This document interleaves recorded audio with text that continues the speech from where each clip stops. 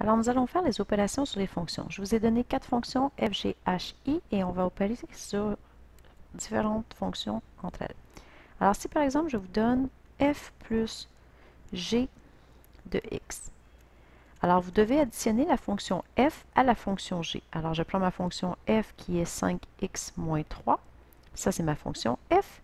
Et je vais lui additionner la fonction g qui est 2x au carré moins 4. Comme nous sommes en addition, les parenthèses sont inutiles. Alors, tout ce que je vais faire, c'est assembler mes termes semblables.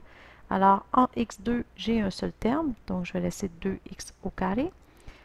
Les termes en x, j'en ai juste un aussi, 5x. Et je vais faire moins 3 plus moins 4, ce qui va me donner moins 7. J'obtiens donc f plus g de x.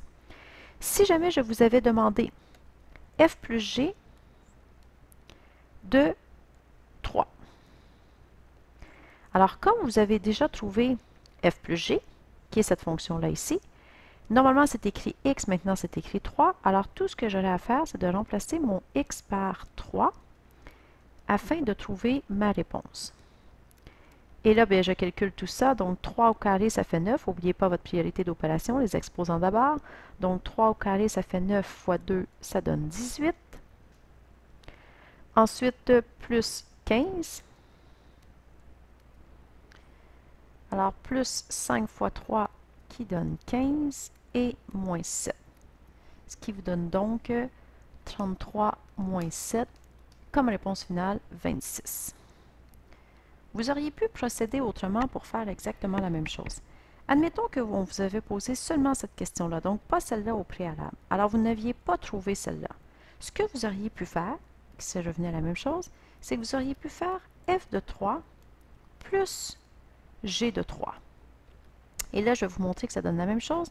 Alors, si j'emplace x par 3 dans f, ça va faire 5 fois 3 moins 3. Et si j'emplace 3 mon x par 3 dans g, ça va vous donner 2 fois 3 au carré moins 4. Ça vous fait donc 15 moins 3, ça vous fait 12 pour f de 3. Plus, ici, ça vous fait 9, 18, moins 4, ça fait 14. Donc, réponse finale, 26.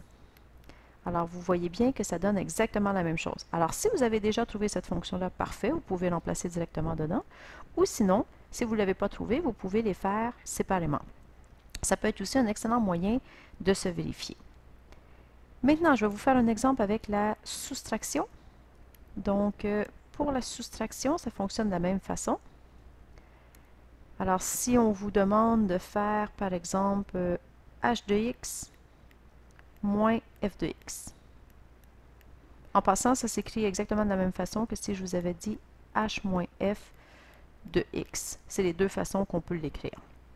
Alors, je prends ma fonction h, qui est 8 moins 7x, et je veux soustraire la fonction f, qui est 5x moins 3. Cette fois-ci, mes parenthèses ne sont pas inutiles parce qu'une soustraction devant une parenthèse, c'est comme si on avait un moins 1 et on doit distribuer. Donc, ce qui va vous donner moins 1 fois 5x moins 5x et moins 1 fois moins 3 plus 3. Et ensuite, j'assemble mes termes semblables. Donc, 8 plus 3, ça fait 11. Et moins 7x moins 5x, ça fait moins 12x. Donc, h moins f de x, ça va vous donner 11 moins 12x. Encore une fois, si je vous avais posé la question ici, j'avais remplacé par un nombre, vous auriez pu remplacer directement ici ou le faire dans h, le faire dans f et soustraire vos réponses par la suite. Bon, c'est un peu le même principe pour toutes les opérations. Si j'y vais maintenant en multiplication, si par exemple je vous demande de faire f multiplié par h de x, donc f fois h de x, alors je dois prendre ma fonction f qui est 5x moins 3 et je dois la multiplier par ma fonction h qui est 8 moins 7x. J'effectue ma multiplication comme vous avez toujours fait de binôme par binôme, donc 5 fois 8, 40x, 5x fois 8. 5x multiplié par moins 7x, ça va vous donner moins 35x à la 2. Moins 3 multiplié par 8, ça va faire moins 24. Et moins 3 multiplié par moins 7, ça va faire plus, moins 7x, ça va faire plus 21x. J'assemble mes termes semblables, donc 40x plus 21x, ça fait 61x. Moins 35x à la 2, et moins 24.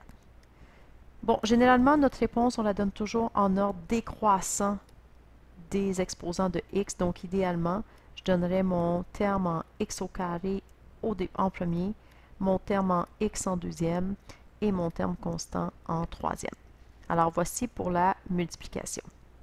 Finalement, il nous reste à faire une opération qui est la division. Alors, par exemple, si je vous demandais i de x divisé par f de x. Alors là, je me retrouve à vouloir faire 30x au carré moins 13x moins 3 divisé par 5x moins 3. Pour effectuer ceci, ce que je vais faire, c'est que je vais faire une division crochet. Alors, on va réviser notre division en algèbre. 30x au carré moins 13x moins 3 divisé par 5x moins 3. Donc, je commence en faisant 30x au carré divisé par 5x. Si vous avez de la difficulté, vous le faites comme ça, 30x au carré divisé par 5x. Donc, 30 divisé par 5, ça fait 6, et x au carré divisé par x, ça fait 6. Donc, ça me donne un 6x ici. Et là, je dois absolument multiplier mon 6x par tous les termes qui sont ici. Alors ici, j'en ai 2, alors je vais faire 2 multiplications. 6x multiplié par 5x, ça vous fait 30x au carré. Et 6x multiplié par moins 3, ça vous fait moins 18x. Très important de toujours multiplier tous les termes. Je dois maintenant faire une soustraction entre mes deux lignes. Donc, 30x au carré moins 30x au carré, ça va faire 0. C'est normal, c'est vous qui avez choisi ce nombre-là ici pour que ça donne 0. Et moins 13x moins 18x, donc ça va revenir à faire moins 13x plus 18x, qui va vous donner 5x. Ensuite, j'abaisse le moins 3 et je recommence. 5x divisé par 5x, ça donne 1, donc ça donne plus 1. Je multiplie 1 fois 5x, 5x, et 1 fois moins 3, moins 3. Je soustrais mes deux lignes. 5x moins 5x, ça fait 0, et moins 3, moins 3, ça fait aussi 0. Ma division est terminée, donc la réponse, ça donne 6x plus 1. Par contre, ici, ce n'est pas terminé. Nous avons fait une division. Il y a un problème en maths avec les divisions, c'est que la division par 0 n'existe pas. Si vous faites 4 divisé par 0, vous allez voir qu'il n'y a pas de solution, ça n'existe pas. Ça, c'est le symbole « n'existe pas ». Alors, il faut absolument que votre dénominateur donne autre chose que 0, parce que s'il donne 0, ça ne fonctionne pas.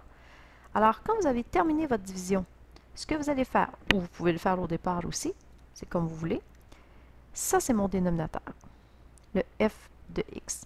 Alors, ce que je veux, c'est justement que ça, il ne faut pas que ça donne 0, parce que si je fais un nombre divisé par 0, ça n'existe pas. Alors, je vais aller voir ma fonction f qui est ici, et je vais dire cette fonction-là, qui est 5x moins 3. Il ne faut surtout pas que ça donne 0, parce que sinon, ça va donner quelque chose d'impossible. Et là, je vais tout simplement isoler mon x, donc ça va me faire plus 3 de chaque côté, et divisé par 5, donc ça va me faire x ne peut pas être égal à 3 cinquièmes. Et effectivement, si je viens ici calculer f de 3 cinquièmes, alors je vais remplacer mon x par 3 cinquièmes, moins 3. Alors 5 fois 3 cinquièmes, ça fait 3. Et moins 3, ça donne 0. Alors effectivement, si x vaut 3 cinquièmes, f de x donne 0. Donc je me ramasse avec une division par 0, ce qui ne se peut pas. Alors ma réponse, c'est 6x plus 1. Mais il faut que j'ajoute que x ne peut pas être égal à 3 cinquièmes. Toutes les autres valeurs, c'est correct, mais pas 3 cinquièmes, parce que ça fait que j'obtiens une division par 0. Alors, addition, soustraction, multiplication et division. Addition, rien de particulier. Soustraction, n'oubliez pas que vous vous retrouvez avec un moins. Vous soustrayez toute une fonction, donc il faut changer tous les signes. Multiplication, rien de particulier. Et division, n'oubliez pas de mettre votre restriction à la fin pour pas qu'il y ait de division par 0.